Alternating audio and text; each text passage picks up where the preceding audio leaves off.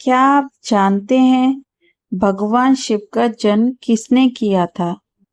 जिस महादेव को हम जन्म और मृत्यु से परे मानते हैं, उनके बारे में पुराणों में ऐसे रहस्य बताए गए हैं जिन्हें जानकर आप भी सोच में पड़ जाएंगे। वे कभी कैलाश पर ध्यान में लीन दिखाई देते हैं, कभी भस्म लगाए शमशान में विराजते हैं, तो कभी अपने भक्त के लिए स्वयं मृत्यु को भी चुनौती दे देते हैं। लेकिन आखिर शिव कौन है? उनका प्राकट्य कैसे हुआ? माता पार्वती से उनका विवाह कैसे हुआ? और वे देवों के देव महादेव कैसे कहलाए? आज सुनिए भगवान शिव की यह अद्भुत पौराणिक कथा।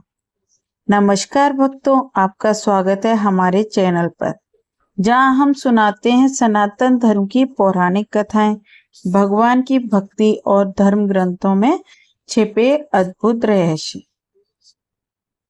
तो आइए श्रद्धा से बोलिए हर हर महादेव और सुनते हैं महादेव की दिव्य कथा। पौराणिक परंपराओं में भगवान शिव को अनादि और अनंत माना गया है। वे केवल एक देवता नहीं बल्कि परम तत्व के रूप में भी पूजे जाते हैं। उनका कोई सामान्य जन्म नहीं बताया जाता। जब सृष्टि के आरंभ से पहले चारों ओर केवल अनंत सत्ता का वर्णन किया जाता है, तब उसी परम सत्ता के एक महान स्वरूप के रूप में शिव का स्मरण होता है।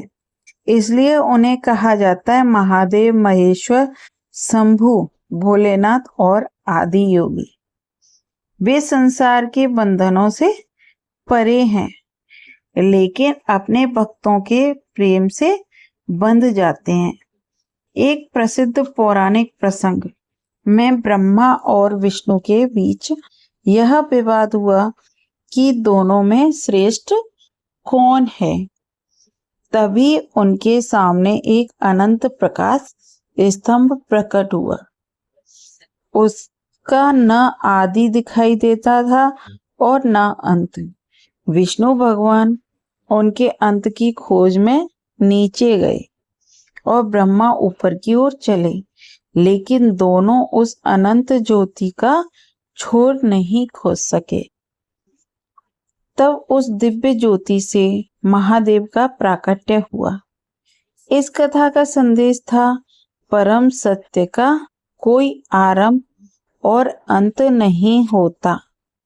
इसी अनंत ज्योति को शिवलिंग के प्रतीक से भी जोड़ा जाता है। समय बीता और प्रजापति दक्ष के घर सती का जन्म हुआ।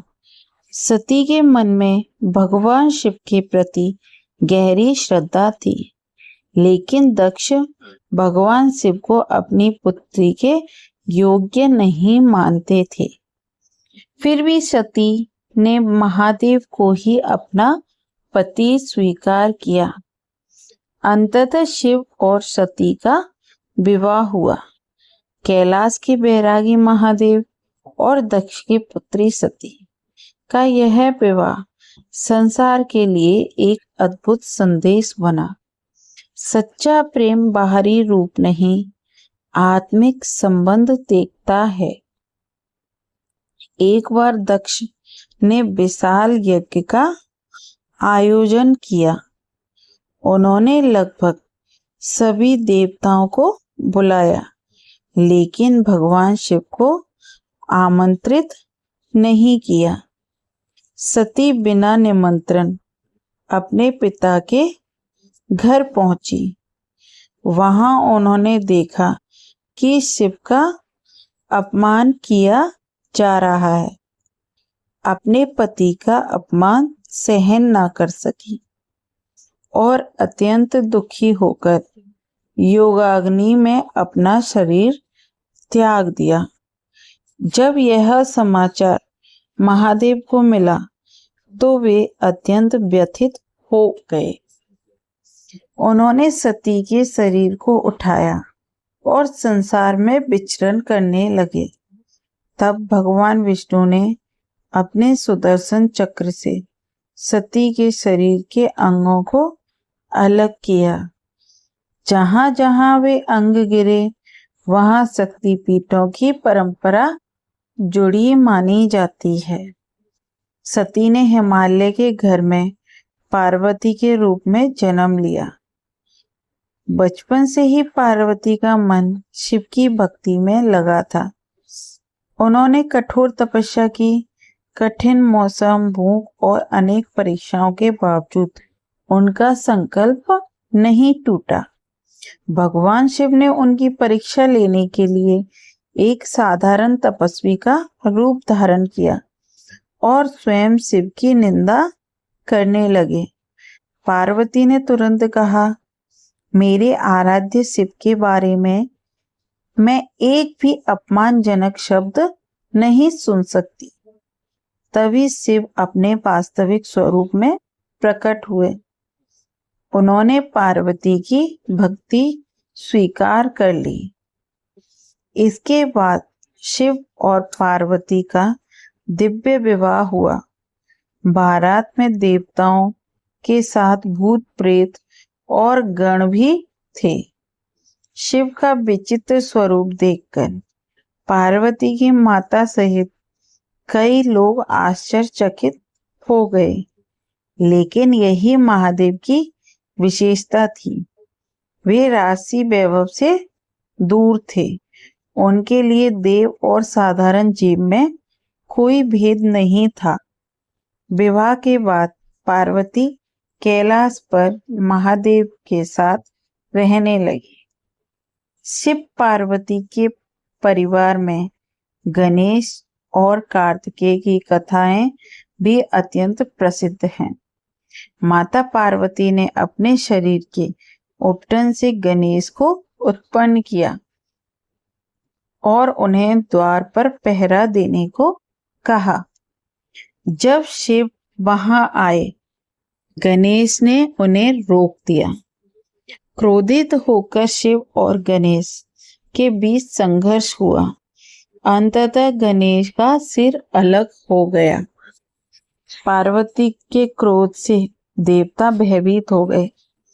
तब शिव ने गणेश को हाथी का सिर देकर पुनर्जीवित किया और उन्हें प्रथम पूज्य का वरदान दिया। इसी कारण किसी भी शुभ मुहूर्त कार्य से पहले गणेश जी की पूजा की परंपरा है। अब एक समय देवताओं और असुरों ने समुद्र मंथन किया। मंथन से सबसे पहले भयंकर विष निकला। उस विष से पूरी सृष्टि संकट में पड़ गई। देवता महादेव के पास पहुंचे। संसार की रक्षा के लिए शिव ने यह विष अपने कंठ में धारण किया। विष उनके कंठ में रुक गया और उनका कंठ नीला हो गया।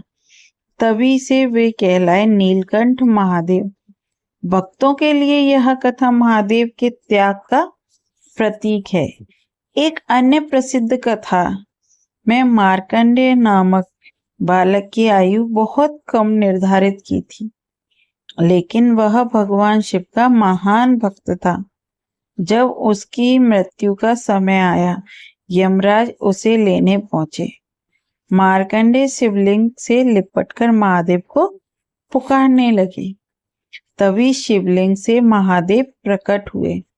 उन्होंने अपने भक्त की रक्षा की। इसी कारण शिव को आशुतोष कहा जाता है, जो थोड़ी सी भक्ति में से भी प्रसन्न हो जाते हैं।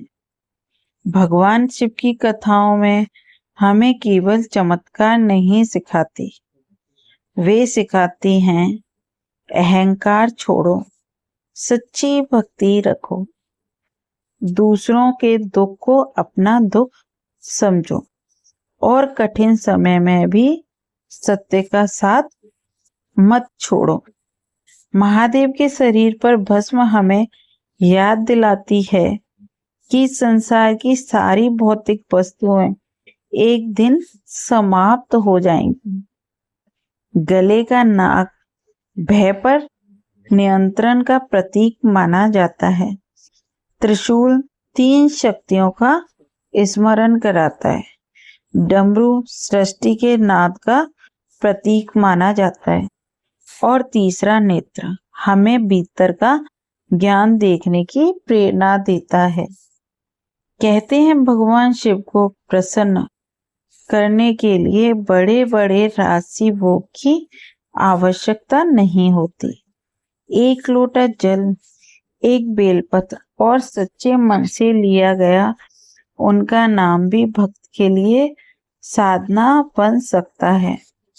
जब जीवन में कोई रास्ता दिखाई ना दे, तब शांत होकर बस इतना कहिए, हे महादेव, मेरा हाथ कभी मत छोड़ना। क्योंकि महादेव केवल कैलाश पर नहीं, वे उस हृदय में भी हैं जहाँ सच्ची श्रद्धा है। आइए अंत में पूरे प्रेम से बोलें, हर हर महादेव। अगर आपको भगवान शिव की यह पौराणिक कथा पसंद आई हो तो वीडियो को लाइक करें, चैनल को सब्सक्राइब करें और कमेंट में ओम नमः शिवाय लिखें। राधे राधे, जय श्री कृष्णा।